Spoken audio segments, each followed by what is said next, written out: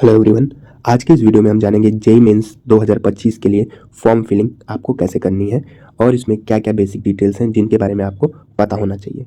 अगर आप किसी साइबर कैफे पे अपना फॉर्म नहीं भर रहे हैं तो ये फर्स्ट टाइम होगा आप अपने से भर रहे हैं, तो सारी चीज़ें आपको बहुत माइन्यूटली पता होना चाहिए। तो फॉर्म 28/10 से स्टार्ट हो चुका है, 22/11 इसकी लास्ट डेट है और आपका जो फी सबमिट करना है वो भी 22 तक ही कर देना है। और जो आपका जनवरी का है वो 22 से 31 के बीच में जनवरी में एग्ज़ाम हो जाएगा। और सिटी डिटेल अवेलेबल होगी आपकी जनवरी में ही। सिटी डिटेल मतलब कि कहाँ आपका सेंटर गया उस सिटी के बारे में, ताकि आप किसी और सिटी में तो वहाँ पे टाइमली जा पाएँ, ठीक है।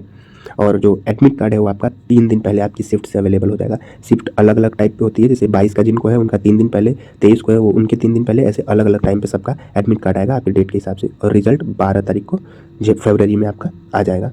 और आंसर की जो है एग्ज़ाम के बाद 1-2 दिन में आ जाती है। फ़ी डिटेल की बात करें तो फॉर पेपर 1 ओनली बीटेक जिनको देना है, अगर आप जनरल हैं और मेल हैं तो 1000, और ईडब्ल्यूएस ओबीसी में है मेल हैं तो 900, और अगर आप जनरल ईडब्ल्यूएस में फीमेल हैं या ओबीसी में तो आपको 800 देना पड़ेगा। एससी एसटी मेल के लिए 500 है, एससी एसटी फीमेल के लिए भी 500 है। और फॉर पेपर 1 और 2 बोथ कंबाइंड करके तो उन्हीं का डबल कर करके यहाँ पे नीचे सारी डिटेल दी हुई है, आप इसको ईजिली देख सकते हैं। अब आप यहाँ पे आएंगे, क्लिक करेंगे तो आपको ये विंडो खुलेगी। यहाँ पे साइन इन और न्यू रजिस्ट्रेशन का ऑप्शन दिया हुआ है। आपको यहाँ पे न्यू रजिस्ट्रेशन करना है क्योंकि आप पहली बार फॉर्म भर रहे हैं। साइन इन उनके लिए होता है जो पहले से कर चुके हैं। तो यहाँ पे आप सिंपली ये जो यहाँ पे कैचअप कोड दिया हुआ है आप इसको डालेंगे 8R489W। अब इसको डालने के बाद मैं न्यू रजिस्ट्रेशन पर क्लिक करूँगा तो आपके सामने एक विंडो खुल करके आएगा, ये वाला। यहाँ पे 2 चीज़ें ऊपर दिख रही हैं कि डाउनलोड इन्फॉर्मेशन बुलेटिन करके, ये बहुत लंबा है, इसको देखने की जरूरत नहीं है। यहाँ पे है व्यू एग्जामिनेशन सिटी, तो इसके बारे में भी हम आपको बताएंगे। पहले हम देख लेते हैं डाउनलोड इन्फॉर्मेशन बुलेटिन। तो जब इस पे आप आएंगे डाउनलोड इन्फॉर्मेशन बुलेटिन पे तो आपको एक 80 से 84 पेज का पूरा पीडीएफ मिलेगा। यहाँ पे ये पूरा पेज जो मैं स्क्रॉल कर रहा हूँ इसमें सारी चीज़ें हैं कि जेईई मेंस का ऑब्जेक्टिव क्या है, क्यों होता है, कैसे कंडक्ट होता है, फॉर्म के आपके सामने विंडो कैसे कैसे खुलेंगी, सारी चीज़ें इसमें इंपॉर्टेंट नहीं है, जानने की जरूरत नहीं है आपको। अगर आप देखना चाहते हैं तो एक बार आप बस देख सकते हैं ऊपर ऊपर से, ठीक है। जो मेन इंपॉर्टेंट है वो सारी बेसिक डिटेल्स आपको फॉर्म भरने से पहले वहाँ पे दी हुई हैं। मैं अभी आपको बता दे रहा हूँ बेसिक चीज़ें कि आपको क्या क्या लगेगा और क्या क्या चीज़ें हैं। तो यहाँ पे अभी पहले जो मैंने पेमेंट का डिस्क्राइब किया था वही है। बाकी यहाँ पे जो दूसरी इंपॉर्टेंट इन्फॉर्मेशन है वो ये है कि स्टेप 1 रजिस्ट्रेशन फॉर्म में आपको क्या क्या करना है। स्टेप 2 में आपको लगेगा जो है स्कैन फोटोकॉपी आपका, मतलब सॉरी स्कैन आपका इमेज जो कैंडिडेट का है रिसेंट, और सिग्नेचर, क्लास 10th और इक्विवेलेंट सर्टिफिकेट, आइडेंटिटी आपका आधार या डिजिलॉकर वगैरह। और इन सारा जो है इनका एक रेंज है 10 KB से लेकर के 300 KB के बीच में। और जो फाइल का नाम है आप यही नाम लिखेंगे तभी जाएगा, ठीक है। कि जो आपका मार्कशीट है उस पर आप लिखेंगे क्लास 10th सर्टिफिकेट, जो आपका सिग्नेचर का फोटो है उसके नीचे आप उसका फाइल नेम सिग्नेचर ही लिखे रहेंगे। और जो आपका 10th का मार्कशीट वो पीडीएफ फॉर्म में होना चाहिए। जो आपका फोटो है वो ये है, वो जेपीजी या जेपीईजी फॉर्म में होना चाहिए, ठीक है। ये इंपॉर्टेंट चीज़ है कि आप उसको स्कैन करके अच्छे से रख लें। बाकी आपका जो पासवर्ड है, पासवर्ड के लिए वही बेसिक 8 से 13 character, upper case, lower case, special character, ये सारी चीज़ें आपके पासवर्ड में होनी चाहिए, तभी आपका स्ट्रॉन्ग पासवर्ड रहेगा। इस बॉक्स को आप टिक करके क्लिक हियर टू प्रोसीड करेंगे तो आपको नया रजिस्ट्रेशन करने के लिए विंडो खोल करके आपके सामने आ जाएगा। इस पर क्लिक करने के बाद आपका यहाँ पे नाम, पिता का नाम, माता का नाम, डेट ऑफ बर्थ और लिंग एक बार पूछेगा।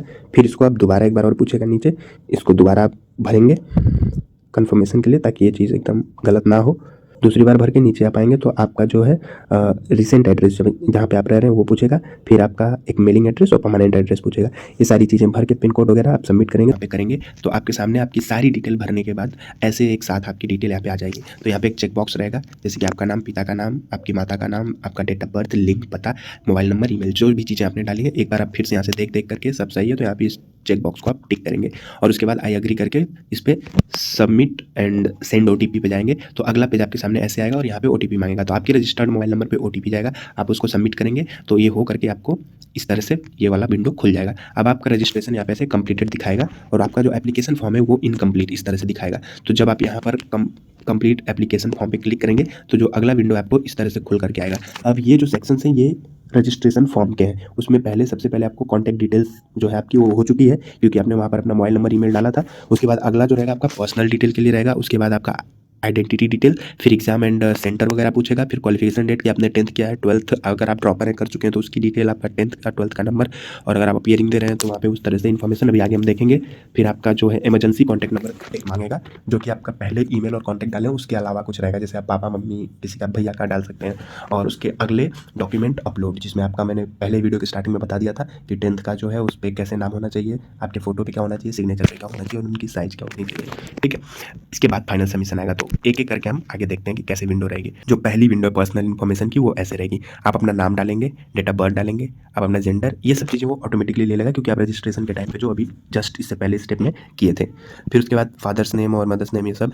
फिर आपको अपनी नेशनैलिटी इंडियन, और फिर यहाँ पे जो भी चीज़ें पूछा हुआ है कि आपकी कैटेगरी क्या है ओबीसी, फिर आपको कैटेगरी सर्टिफिकेट का अपना एक नंबर डालना पड़ेगा, उस पर रजिस्ट्रेशन नंबर रहता है कैटेगरी सर्टिफिकेट का, तो वो डालेंगे आप, और किस डेट को इशू हुआ था, और जो भी अथॉरिटी आपको इशू की थी वहाँ पे, जैसे लेखपाल जनरली बनाते हैं तो उनका नाम वहाँ पे दिया रहता है आपके सर्टिफिकेट पे कि इनके द्वारा आपको ये दिया गया, उनका नाम डालेंगे। उसके बाद आपको कोई डायबिटीज़ है, या फिर आप पीडब्ल्यूडी कैंडिडेट हैं, या फिर आपका जो फैमिली इनकम है क्या है, ये सब डालने के बाद कैचअप डाल के सबमिट करेंगे, तो ये सबमिशन हो जाएगा। ठीक है, तो उसके बाद जब अगला जो डिटेल है आपका यहाँ पर आएगा, पहचान चुनें, जो कि यहाँ पे दिया हुआ है आइडेंटिटी डिटेल। तो पहचान चुनने में आप डिजी लॉकर से कर सकते हैं, आधार कार्ड से कर सकते हैं। तो आधार कार्ड से जनरली आप सब करिएगा, ईजी रहेगा आपके लिए। ठीक है, तो आधार कार्ड यहाँ पे डाल के आधार कार्ड का नंबर वगैरह डालना पड़ेगा, तो ये वाली विंडो खुलेगी। तो आपका आधार कार्ड और आपका नाम यहाँ पे रहेगा, यहाँ पे आपकी आधार कार्ड संख्या और आधार कार्ड का फिर से संख्या डाल के कैचअप डालेंगे, तो ये सबमिट हो जाएगा दूसरा स्टेप। उसके बाद जब तीसरे स्टेप पे आप आएंगे तो आपका ये रहेगा एग्जामिनेशन एंड सेंटर डिटेल। तो सेशन 1 के लिए अगर आप सिर्फ बीटेक के लिए करना चाह रहे हैं तो एक टिक करिएगा, अगर आपको बीआर का और बी प्लानिंग का भी देना तो सब टिक कर दीजिएगा, उसके हिसाब से आपकी फीस बनने लगेगी।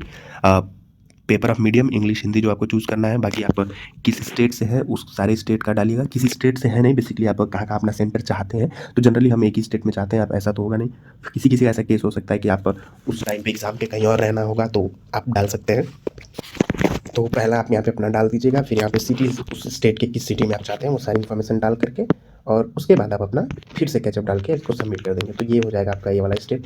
फिर अगले स्टेप पे जब आप जाएंगे तो ये आ जाएगा आपका क्वालिफिकेशन डिटेल का। तो क्वालिफिकेशन डिटेल में बाकायदा आपने 10th पहले कब पास की थी, कितना नंबर था, किस स्कूल से थे, स्कूल का एड्रेस क्या है, और उसका पिन कोड क्या है, कितने मार्क्स आप पाए थे, कितना परसेंटेज टाइप का था या सीजीपीए टाइप का था, ये सारी चीज़ें। फिर 12th में अगर आप अपीयरिंग है तो आप यहाँ पे अपीयरिंग, जब इस ड्रॉप डाउन मेन्यू को खोलेंगे, जब इस वाले ड्रॉप डाउन मेन्यू को खोलेंगे तो यहाँ पे अपीयरिंग या फिर पास का आएगा। पास है तो आप डाल करके फिर अपना 12th का रोल नंबर डालेंगे, कितना मार्क्स पाए थे वो सब डालेंगे, और अगर आप अपीयरिंग डालेंगे तो अपने आप को जो आपका रोल नंबर वगैरह वाला सेक्शन है वो खाली ब्लैंक ले लेगा।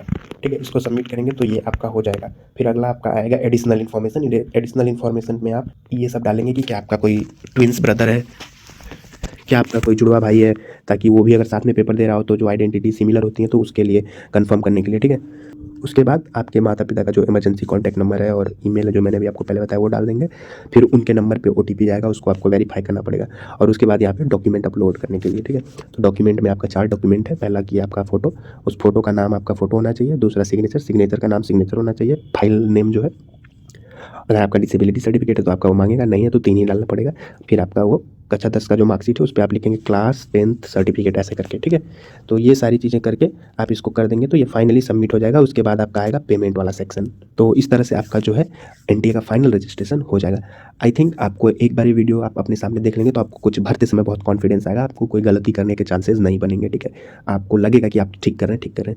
तो thank you so much for watching this video. बाकी जेईई मेंस के रिगार्डिंग आपका एडमिट कार्ड वगैरह, फिर सेंटर डिटेल वगैरह और सारी बेसिक इन्फॉर्मेशन, कैसे एग्जाम को अटेम्प्ट करना है, क्या क्या चीज़ें हो सकती हैं, इन सारी चीज़ों को लेकर के इस पर वीडियो आती रहेगी चैनल पर, आपके आगे कॉलेज काउंसलिंग वगैरह को भी लेकर के सारी चीज़ें।